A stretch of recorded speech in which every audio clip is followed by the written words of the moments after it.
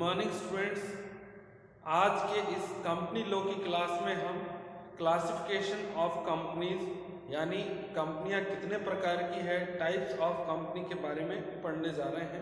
तो आइए आज के इस वीडियो की शुरुआत करते हैं और समझते हैं कि कंपनी लॉ में कंपनियां कितने प्रकार की होती हैं। देखिए, सबसे पहले है on the basis of mode of formation,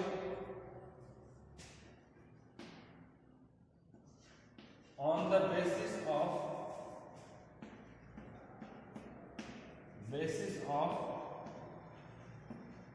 mode of formation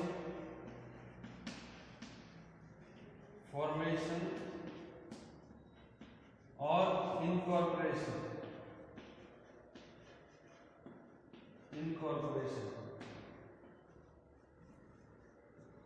एक प्रकार से फॉर्मेशन या इनकॉर्पोरेशन के आधार पर कंपनियां कितने प्रकार की होती हैं, ये फर्स्ट जो टाइप्स है उसको हम पढ़ने जा रहे हैं। अब देखिए, इनकॉर्पोरेशन और फॉर्मेशन के आधार पर कंपनियां जनरली दो प्रकार की है। First, unincorporated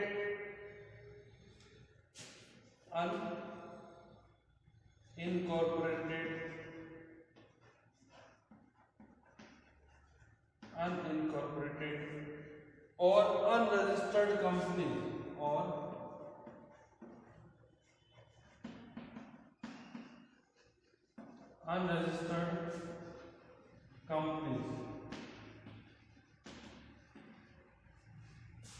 second, incorporated companies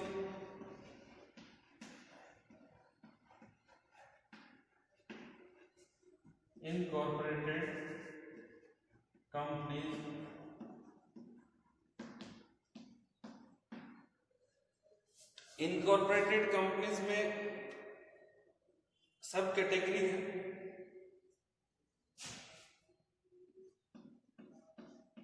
companies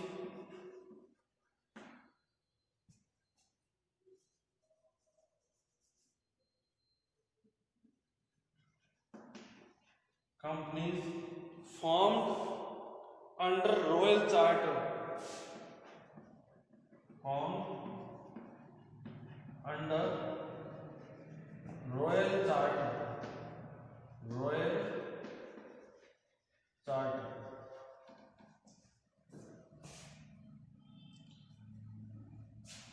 Next, companies formed under statute,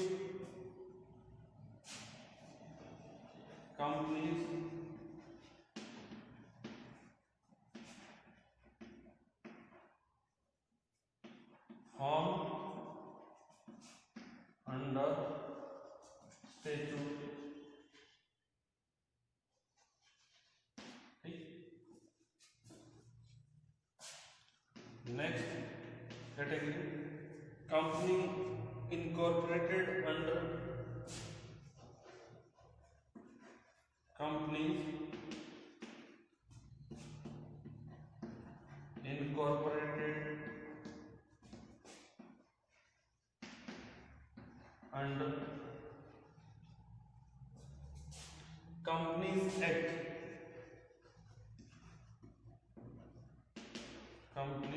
Act,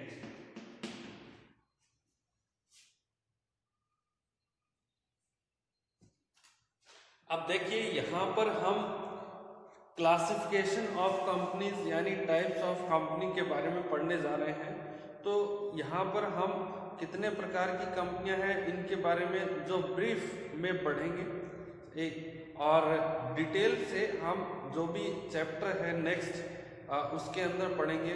private company का जो अलग से चैप्टर है, पब्लिक कंपनी का अलग चैप्टर है, तो उसके अंदर किस प्रकार से वो काम करते हैं, ठीक है ना।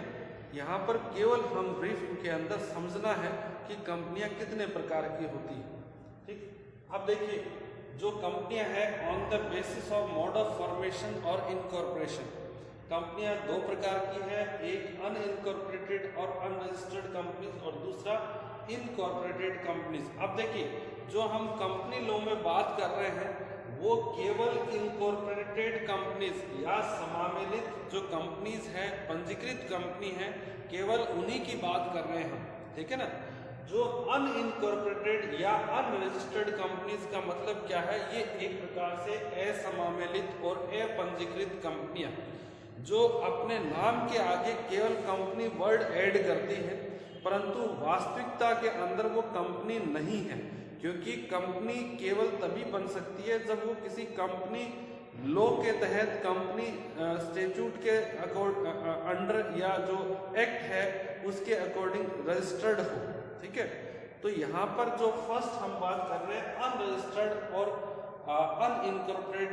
इनकॉर्पोरेटेड कंपनीज, ये वो ऑर्गेनाइजेशन है जैसे पार्टनरशिप फर्म है, कोऑपरेटिव सोसाइटी है, एक प्रकार से अदर बिजनेस वेंचर है, रजिस्टर्ड वेंचर।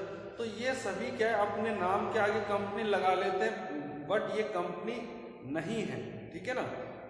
क्योंकि जो हम कंपनी की बात कर रहे हैं कंपनी लॉ में जो कंपनी है वो रजिस्टर्ड या इनकॉर्पोरेटेड कंपनी है, ठीक है ना। तो देखिए पार्टनरशिप फर्म है या लिमिटेड लायबिलिटी पार्टनरशिप फर्म है या कोऑपरेटिव सोसाइटी है, ये एक प्रकार से अनरजिस्टर्ड कंपनी है, ठीक है ना।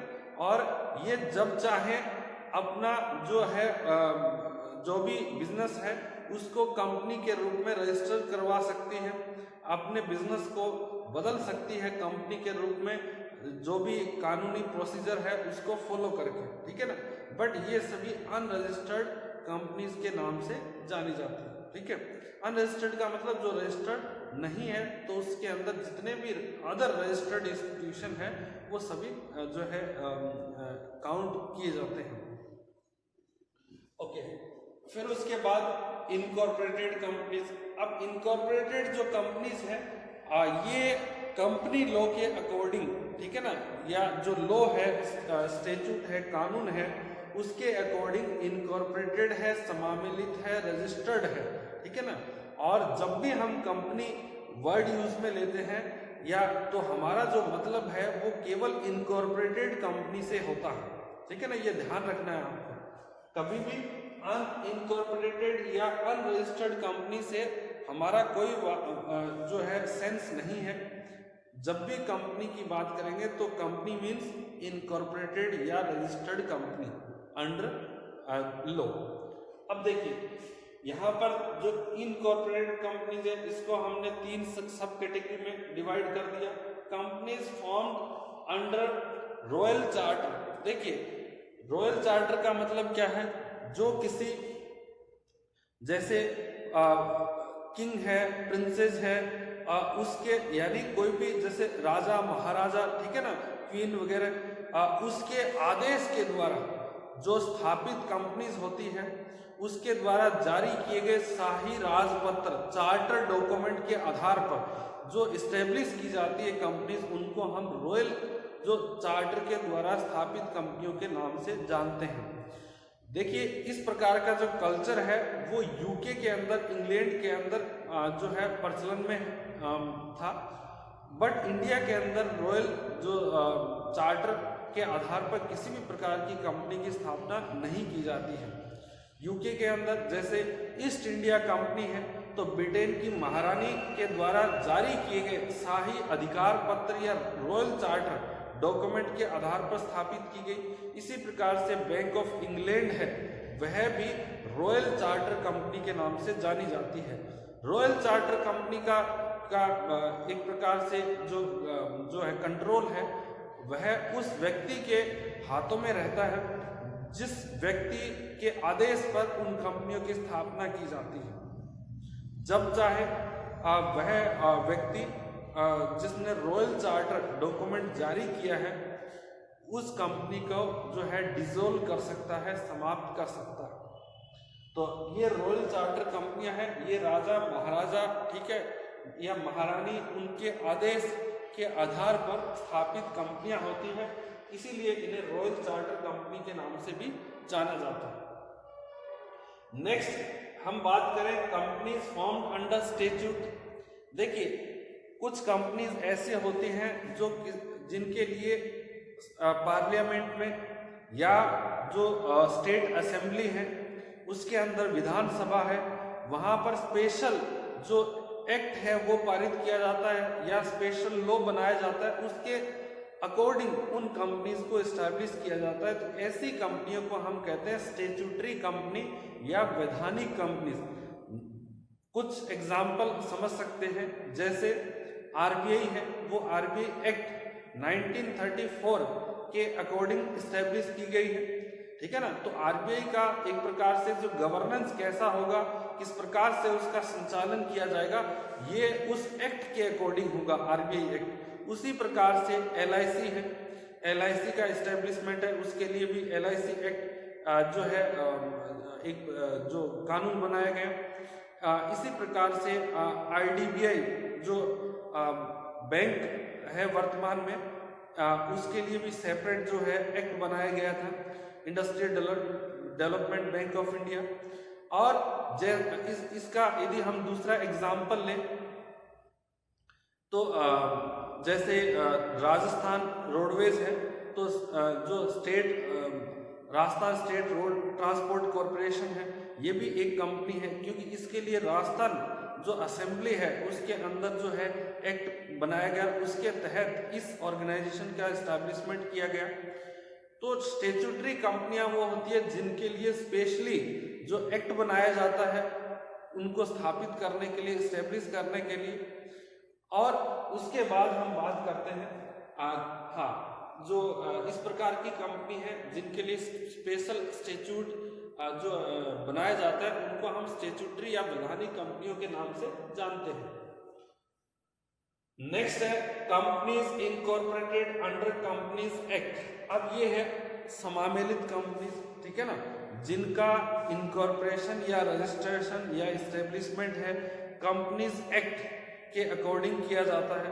कंपनीज एक्ट 2013 और any other previous companies law, यानी ऐसी कंपनियों का जो की स्थापना है वो या तो कंपनी अधिनियम 2013 के अकॉर्डिंग या पहले वाले किसी भी कंपनीज लॉ के अकॉर्डिंग किया जाता है, तो उन्हें हम इनकॉर्पोरेटेड कंपनी के नाम से जानते हैं। तो on the basis of mode of formation, यानी निर्माण के आधार पर या समामेलन के आधार पर हम कंपनीज को दो पार्ट्स में डिवाइड कर सकते हैं। इसके बाद हम बात करेंगे नेक्स्ट टाइप का, on the basis of liability of members.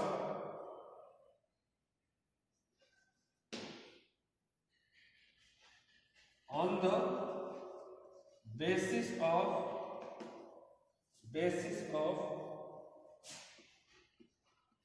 liability of members,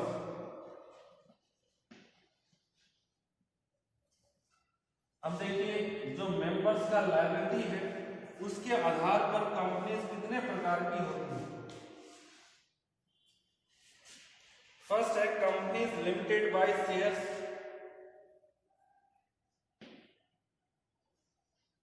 companies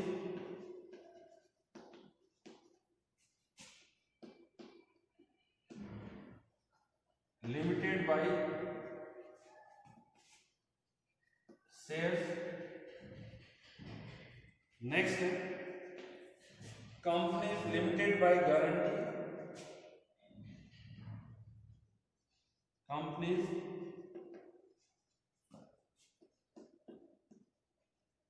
limited by guarantee.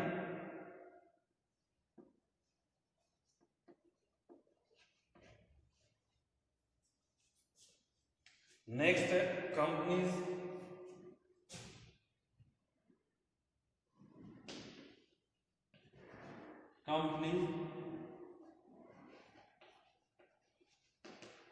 with unlimited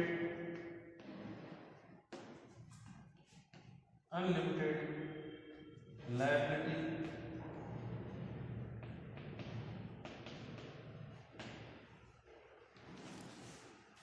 अब देखिए, मेंबर्स का लायबिलिटी यानी जो सदस्य होते हैं कंपनी के, उनके दायित्व के आधार पर कंपनीज कितने प्रकार की हैं इनको समझते हैं। फर्स्ट है कंपनीज लिमिटेड बाय शेयर्स। देखिए, जो कंपनी के मेंबर्स हैं उनका लायबिलिटी, जो शेयर्स उन्होंने सब्सक्राइब किए हैं उनके जो भी नॉमिनल अमाउंट है, unpaid nominal amount on share subscribed by members, ठीक है ना, तो उतना उनका लायबिलिटी रहता है।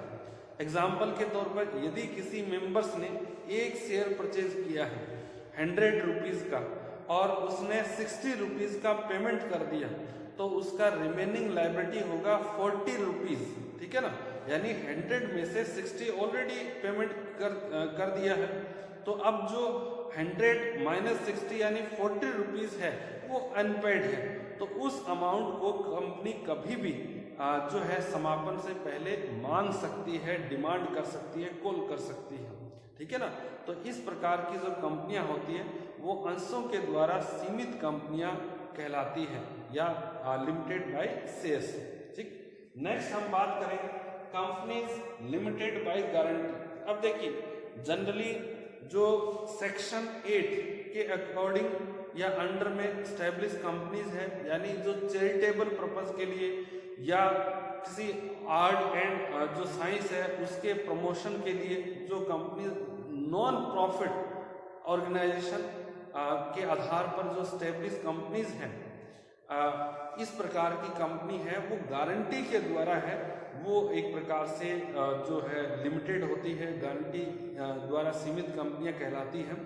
और ये जो गारंटी है एक प्रकार का प्रॉमिस है कंपनी के मेंबर्स के द्वारा, जो कंपनी के साथ किया जाता है कि यदि कंपनी के समापन के समय कंपनी को यदि कंपनी के का जो भी लोन है या जो भी डेब्ट है उसके रिपेमेंट के लिए पैसे की जरूरत होगी, तो उसके जो मेंबर है वो गारंटी की अमाउंट है उसको कंट्रीब्यूट करेंगे, ठीक है ना। गारंटी की अमाउंट ये कंपनी के द्वारा कंपनी समापन के समय है वो मांगी जाती है, कॉल की जाती है। तो इस प्रकार से ऐसी कंपनियां हैं जिसमें जो केवल जो उनका जो सदस्य हैं, जो मेंबर्स हैं कंपनी के, उनका लायबिलिटी है गारंटी के अमाउंट तक लिमिटेड है, तो ऐसी कंपनियों को हम गारंटी द्वारा सीमित कंपनियां या कंपनीज लिमिटेड बाय गारंटी के नाम से जानते हैं। अब देखिए, मैं यहाँ कह रहा हूँ कि प्रत्येक मेंबर ने कंपनी को प्रॉमिस किया है या गारंटी दी है कि यदि कंपनी के समापन पर किसी प्रकार के पैसे की जरूरत होती है तो प्रत्येक मेंबर 1 लाख रुपए तक की जो है कंपनी को गारंटी देगा या जो है कंट्रीब्यूट करेगा कंपनी के फंड में। तो यहाँ पर देखिए, ये जो 1 लाख रुपए है वो अधिकतम कंपनी के द्वारा सदस्यों से मांगे जा सकते हैं, उससे ज्यादा राशि कंपनी है सदस्यों से क्लेम नहीं कर सकती है। तो यहाँ पर ये गारंटी के द्वारा कंपनी के जो है कहलाती है। नेक्स्ट है, अब देखिए, एक नेक्स्ट पढ़ने से पहले हमें एक और बात मैं आपको समझाऊं। देखिए, कुछ कंपनियां ऐसी होती हैं जिसमें शेयर्स भी होते हैं और जो है गारंटी का भी प्रोविजन होता है, यानी जो मेंबर्स होते हैं उन्होंने शेयर सब्सक्राइब भी किए हैं, इसके साथ कंपनी को गारंटी भी दिया, तो उस केस में इस प्रकार की कंपनियों को हम अंशों एवं जो है गारंटी के द्वारा सीमित कंपनी के नाम से भी जानते हैं। एग्जाम्पल के तौर पर एक व्यक्ति ने कंपनी का एक शेयर परचेज किया है और वो 100 रुपये का शेयर है, उसने 60 रुपीज़ पे कर दिए, ठीक है ना, और इसके अलावा उसने 1 लाख रुपए जो है गारंटी जो कंपनी को देने का वचन किया है।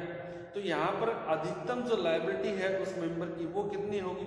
60 रुपए का जो पेमेंट किया है एक शेयर पर, तो 40 रुपीज़ तो वो शेयर्स पर जो अनपेड अमाउंट है। दूसरा 1 लाख रुपए जो गारंटी उसने दी है कंपनी को, तो टोटल 1 लाख जो 40 रुपए है वो उसका अधिकतम लायबिलिटी है, यानी कंपनी उससे जो है कॉल कर सकती है। ओके, नेक्स्ट हम बात करें कंपनीज विद अनलिमिटेड लायबिलिटी। अब देखिए, कंपनीज विद अनलिमिटेड लायबिलिटी का मतलब क्या है कि ये ऐसी कंपनी है जिनका लायबिलिटी अनलिमिटेड, जिनके मेंबर्स का लायबिलिटी अनलिमिटेड होता है।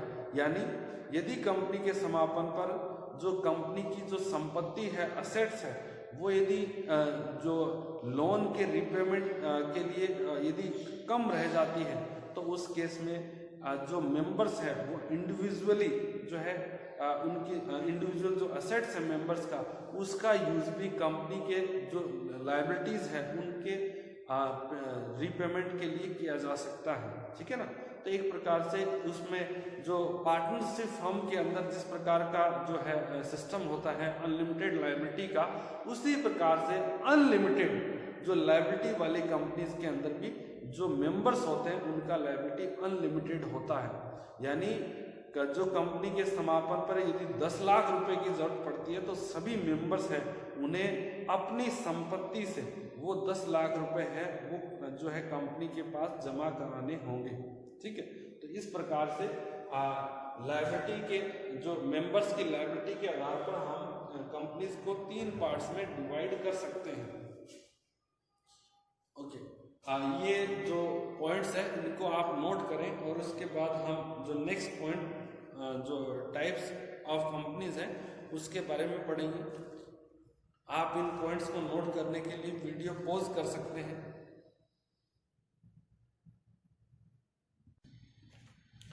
नेक्स्ट है on the basis of number of members, यानी सदस्यों की संख्या के आधार पर जो है कंपनीज के कितने टाइप्स हैं तो उनको हम समझते हैं।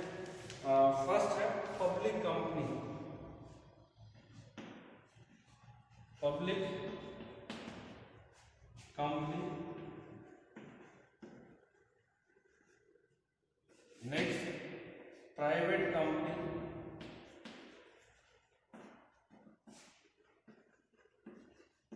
Private company. नेक्स्ट ओपीसी यानी 1 person company.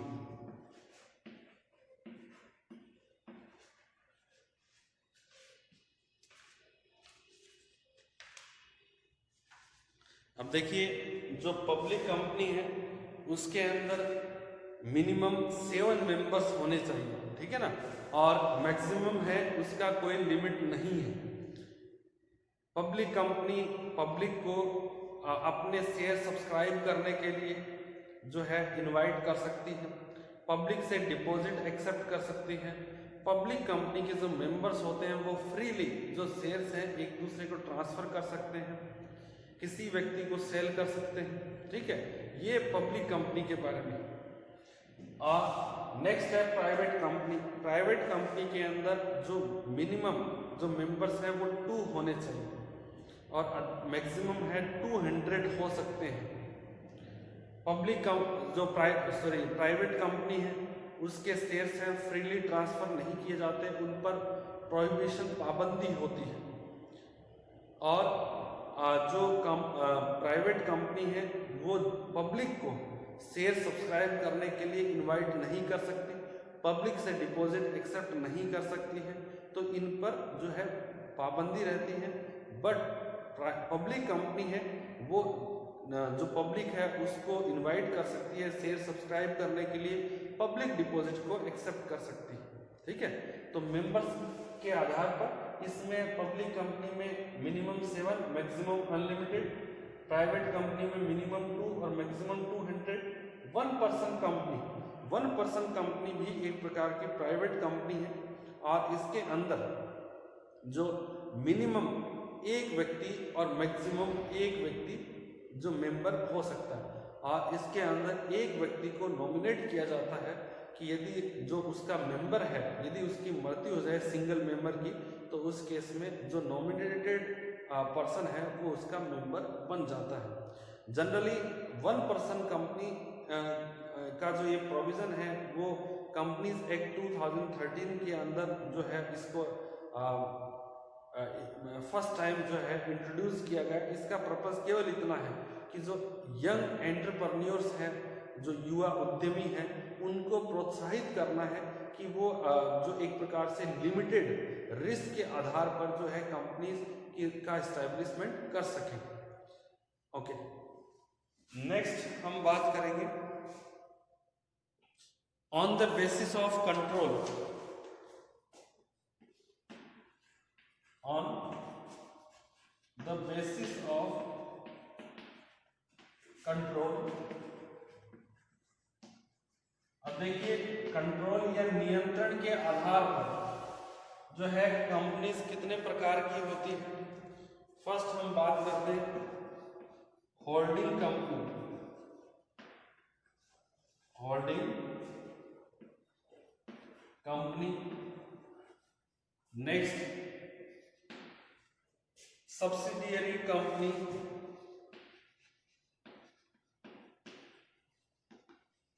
Subsidiary company. Next associate company, associate company.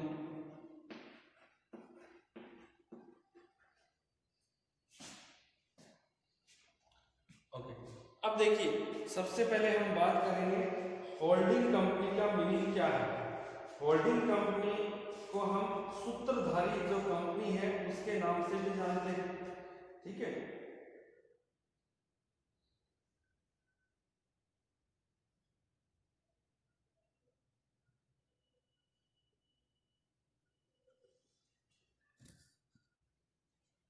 देखिए, होल्डिंग कंपनी जब एक या एक से अधिक कंपनियां होती हैं और उन कंपनियों के केस में यदि एक कंपनी का नियंत्रण जो है दो या एक या एक से अधिक कंपनियों पर, ठीक है, रहता है, एक प्रकार से आधे से ज़्यादा, आधा या आधे से ज़्यादा, हाफ और मोर देन हाफ जो कंट्रोल है या उसके वोटिंग जो है पावर में, वोटिंग राइट्स में या कंपनी के बोर्ड के अंदर, ठीक है ना। तो यानी कोई भी कंपनी है किसी दूसरी कंपनी को कंट्रोल उस कंपनी के बोर्ड के माध्यम से कर सकते हैं, यानी बोर्ड के अंदर जो 50% या उससे अधिक जो मेंबर्स हैं वो किसी होल्डिंग कंपनी के हैं, ठीक है ना। या फिर क्या है, वोटिंग राइट्स के अंदर जो 50% वोटिंग राइट्स है वो किसी या 50% या उससे अधिक वोटिंग राइट्स किसी दूसरे की कंपनी के पास है।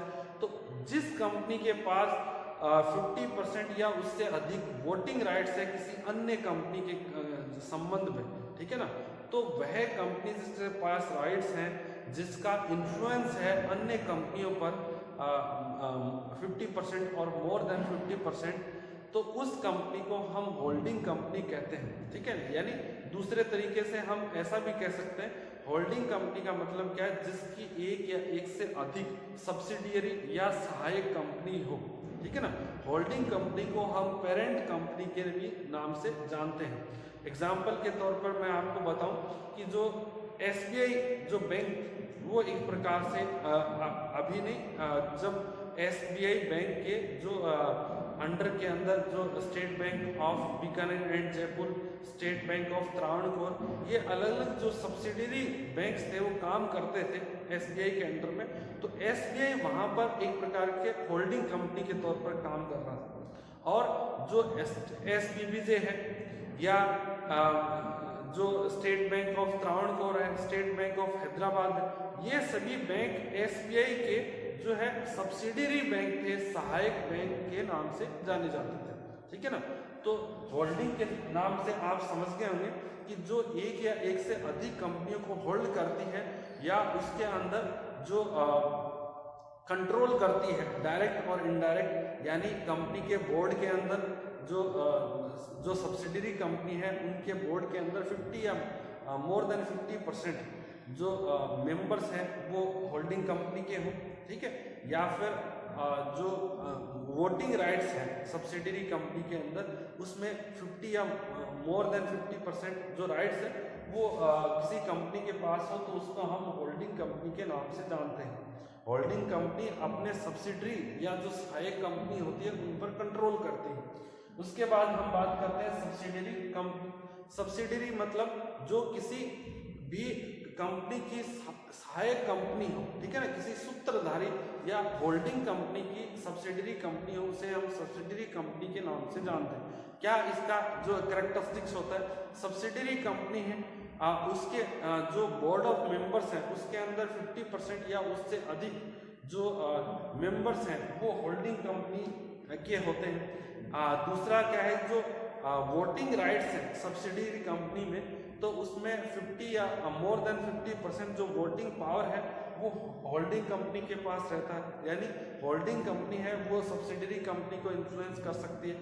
सब्सिडरी कंपनी को हम चाइल्ड कंपनी के भी नाम से जानते हैं। नेक्स्ट है एसोसिएट कंपनी। अब देखिए ये एसोसिएट कंपनी क्या है कि ये भी वैसा ही है, पर इसमें क्या है, जो एक प्रकार से जो इन्फ्लुएंस है या कंट्रोल है किसी कंपनी का वो कम है कंपैरेटिवली। कैसे, जैसे हमने होल्डिंग और सब्सिडरी में 50% जो है इन्फ्लुएंस की बात की थी, ठीक है ना, डिसीजन मेकिंग में। बट जो एसोसिएट कंपनी होती है उसके अंदर जैसे दो कंपनियां हैं, ठीक है, यहाँ पर ए और बी, ठीक है ना, ए और बी दो कंपनियां हैं। जो ए कंपनी है वो 20% जो है हिस्सेदारी रखती है बी में, या वोटिंग पावर्स में, या बोर्ड में, ठीक है ना, या हो सकता है उसके डिसीजन मेकिंग में बी के। तो यहाँ पर जो बी है वो ए की एसोसिएट कंपनी कहलाएगी, ठीक है ना। यहाँ पर और भी आप जो है एग्जाम्पल ले सकते हैं। ये सी है, ठीक है ना, सी के अंदर 30% जो डिसीजन मेकिंग के अंदर या बोर्ड के अंदर या फिर वोटिंग पावर के अंदर जो हिस्सेदारी है वो ए की है। तो सी भी है, सी कंपनी भी जो है ए की एसोसिएट कंपनी के नाम से जानी जाती है। यानी होल्डिंग के अंदर 50% या more than 50%, but associate company के अंदर 20% और या उससे ज़्यादा किसी का डिसीजन मेकिंग में इन्फ्लुएंस हो, तो फिर जिस कंपनी के अंदर इन्फ्लुएंस हो वह कंपनी उस कंपनी की जो है एसोसिएट या सहायक एक प्रकार संबंध कंपनी, सहायक नहीं कहेंगे, संबंध कंपनी, ठीक है, उससे एसोसिएट जुड़ी हुई कंपनी के नाम से जानी जाती है। ओके, उसके बाद जो नेक्स्ट है, on the basis of ownership, on the basis of ownership. अब देखिए ऑनरशिप के आधार पर यानी स्वामित्व के आधार पर कंपनीज कितने प्रकार की होती है। फर्स्ट है गवर्नमेंट कंपनीज,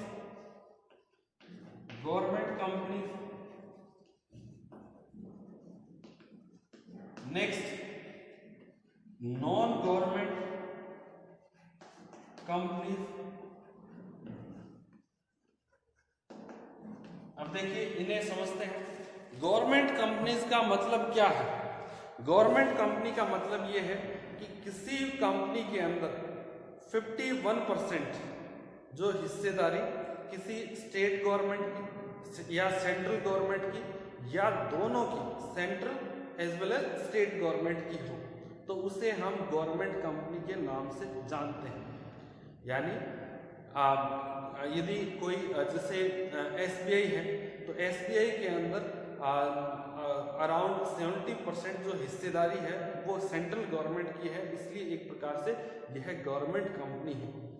दूसरी तरफ हम बात करें जो एक्सिस बैंक है, एक्सिस बैंक के अंदर जो देखिए मोर देन 51% जो हिस्सेदारी है वो या तो क्या है पब्लिक की है, पब्लिक एट लार्ज, ठीक है ना, जिन्होंने शेयर परचेज कर रखे हैं, या प्राइवेट सेक्टर की है। तो इसलिए हम इन्हें जो है नॉन गवर्नमेंट कंपनीज के नाम से जानते हैं, ठीक है ना। तो यहाँ पर जो गवर्नमेंट कंपनीज का मतलब किसी कंपनी के अंदर यदि 51% से अधिक हिस्सेदारी किसी स्टेट गवर्नमेंट की है, सेंट्रल गवर्नमेंट की है या दोनों की है, तो उसे हम गवर्नमेंट कंपनी या गवर्नमेंट ओन्ड कंपनी के नाम से जानेंगे। दूसरा है नॉन गवर्नमेंट कंपनी, जिसके अंदर ये इसका जो वाइस वर्सा है, यानी जिस कंपनीज के अंदर जो 51% से अधिक हिस्सेदारी गवर्नमेंट की जो है नहीं हो, ना तो सेंट्रल गवर्नमेंट की हो, ना ही स्टेट गवर्नमेंट की हो, ना ही दोनों की, यानी किसकी हो, पब्लिक एट लार्ज, पब्लिक की हो या फिर प्राइवेट सेक्टर की हो, तो उसे हम जो प्राइवेटली ओन्ड कंपनीज के नाम से या नॉन गवर्नमेंट कंपनीज के नाम से जानते हैं। ओके, यहाँ पर देखिए जो गवर्नमेंट कंपनीज के अंदर आप जैसे LIC है उसका एग्जांपल समझ सकते हैं। उसके बाद नॉन गवर्नमेंट कंपनीज के अंदर आप जैसे रिलायंस है और इन्फोसिस है, विप्रो है, तो महिंद्रा है, ये सभी क्या नॉन जो गवर्नमेंट कंपनीज है, क्योंकि इनके जो शेयर्स हैं वो सभी शेयर्स हैं वो या तो पब्लिक के द्वारा जो है होल्ड किए जाते हैं या प्राइवेट सेक्टर के द्वारा है होल्ड किए जाते हैं, इसलिए ये नॉन गवर्नमेंट कंपनीज हैं। ओके, आप इन पॉइंट्स को भी नोट करें।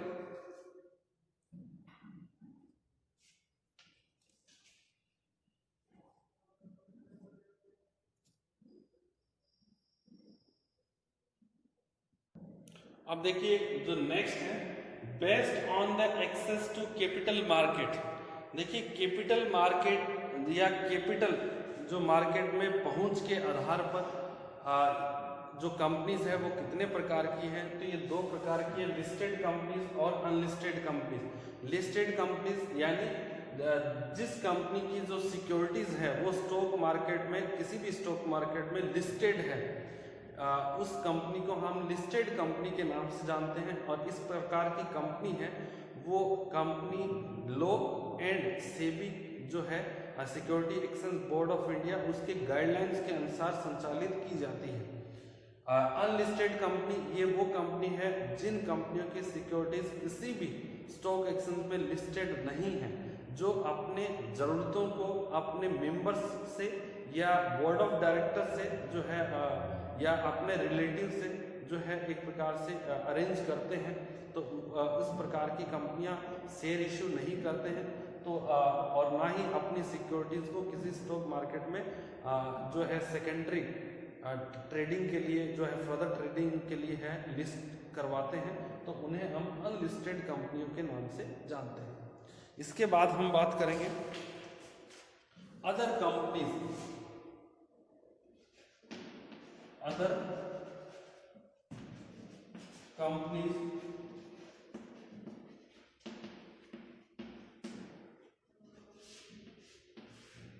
अदर कंपनीज जो अन्य प्रकार की कंपनियां हैं, फर्स्ट है charitable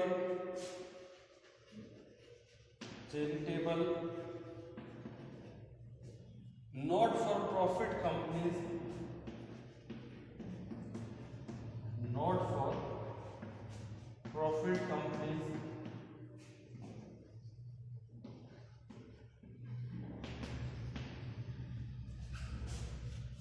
next small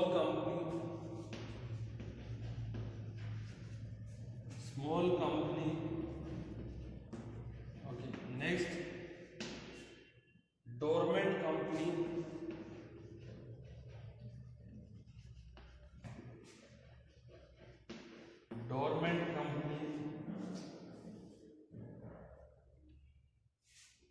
next nidhis और mutual benefit societies,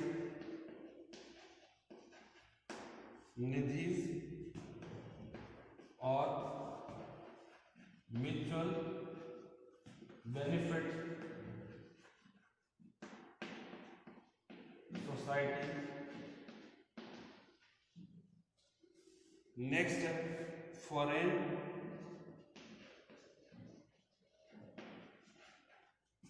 companies,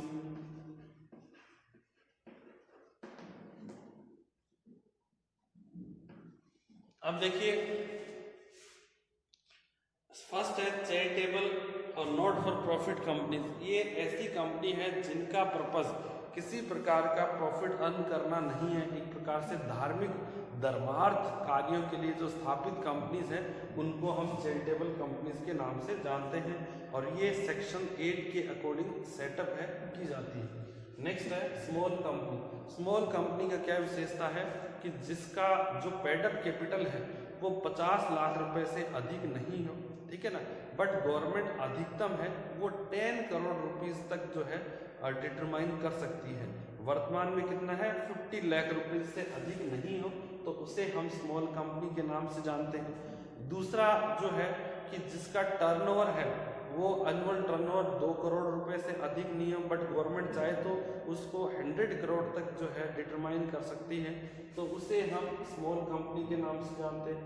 dormant company क्या है? डोरमेंट कंपनी ऐसी है जो पिछले 2 वर्षों में किसी प्रकार का जो एक प्रकार से बिजनेस से रिलेटेड जो महत्वपूर्ण मॉनेटरी ट्रांजैक्शन नहीं किया है, ठीक है ना, और जिसने एक प्रकार यानी जो किसी पर्टिकुलर पर्पज के लिए स्टैब्लिश की गई थी वो पर्टिकुलर पर्पज जो है प्राप्त हो गया, किसी टाइम पीरियड के लिए स्टैब्लिश की गई थी वो टाइम पीरियड जो है अचीव हो गया है। तो इस प्रकार की कंपनियों के अंदर यदि बिजनेस बंद हो गया, कोई भी जो एक प्रकार से इम्पोर्टेंट जो है मॉनेटरी ट्रांजैक्शन नहीं होता है कंटिन्यू 2 इयर्स तक, तो इस प्रकार की कंपनियां डोरमेंट कंपनी के जो बन जाती है। डोरमेंट एक प्रकार से इनएक्टिव कंपनी है, निष्क्रिय कंपनी। देखिए आप जब बैंक में खाता रखते हैं उस खाते के अंदर 2 साल तक कोई ट्रांजैक्शन नहीं करते तो वो अकाउंट भी क्या हो जाता है, डोरमेंट हो जाता है, बंद हो जाता है, ठीक है ना। तो यहाँ पर एक प्रकार से बंद का मतलब ये नहीं है कि आपको अब दोबारा अकाउंट ओपन करवाना पड़ेगा, आप एक प्रकार से वो इनएक्टिव हो जाता है, आप उसको दोबारा डॉक्यूमेंट देकर उसको एक्टिव करवा सकते हैं, दोबारा KYC जो फिल करके एक्टिव कर सकते हैं। वैसे ही क्या है डोरमेंट कंपनीज है उसको दोबारा एक्टिव किया जा सकता है। नेक्स्ट है निधि और म्यूचुअल बेनिफिट सोसाइटी। निधि और म्यूचुअल बेनिफिट सोसाइटी क्या है? ये गवर्नमेंट के एक प्रकार से विशेष आदेश के जो है के अकॉर्डिंग जो सेटअप की जाती है और इन पर गवर्नमेंट चाहे तो कंपनी लोग से रिलेटेड जितने भी प्रोविजन उनको लागू कर सकती है, किसी एक्सेप्शंस के साथ भी जो है कंपनीज एक्ट के प्रोविजंस को लागू कर सकती है, ठीक है ना। ये एक प्रकार से जो जनरल पब्लिक है उसको सेविंग के प्रति मोटिवेट करने के लिए, ठीक है ना, जो है इस प्रकार के जो कंपनीज है वो स्टैब्लिश की जाती है। स्मॉल सेविंग्स है उनको प्रमोट करने के लिए। नेक्स्ट है फॉरेन कंपनीज। फॉरेन कंपनीज का मतलब ऐसी कंपनी से है जिसका इनकॉर्पोरेशन या रजिस्ट्रेशन आउट ऑफ इंडिया या भारत से बाहर हुआ है बट ये कंपनियां अपना जो बिजनेस है वो इंडिया में ऑपरेट करती हैं, इंडिया में अपना बिजनेस करती है, तो इस प्रकार की कंपनी को हम फॉरेन कंपनी के नाम से जानते हैं। बट एक बात ध्यान रखना है, यदि किसी कंपनी के अंदर जिसका इनकॉर्पोरेशन या रजिस्ट्रेशन आउट ऑफ इंडिया हुआ है बट ऐसी फॉरेन कंपनी में यदि 50% जो शेयर्स हैं, 50 या उससे अधिक शेयर्स भारत के नागरिक किसी एक या एक से अधिक जो सिटीजन या नागरिक के द्वारा यदि सब्सक्राइब कर लिए जाते हैं तो ऐसी कंपनी को हम इंडियन कंपनी के नाम से जानेंगे। तो ये टाइप्स थे, different types of companies.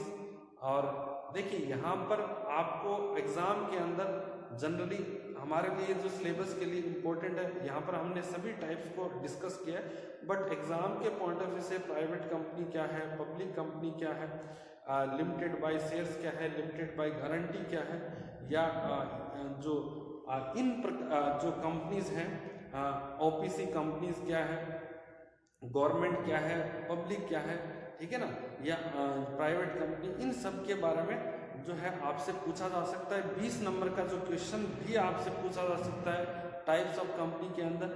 But जो प्राइवेट और पब्लिक कंपनी के अंदर डिटेल डिफरेंस भी पूछा जा सकता है, ठीक है। तो यहाँ पर हमने ब्रीफ जो है इंट्रोडक्शन समझा है टाइप्स ऑफ कंपनी के बारे में, जो डिटेल से हम नेक्स्ट वीडियोज के अंदर पढ़ेंगे। तो आज के लिए इतना ही। Thank you so much.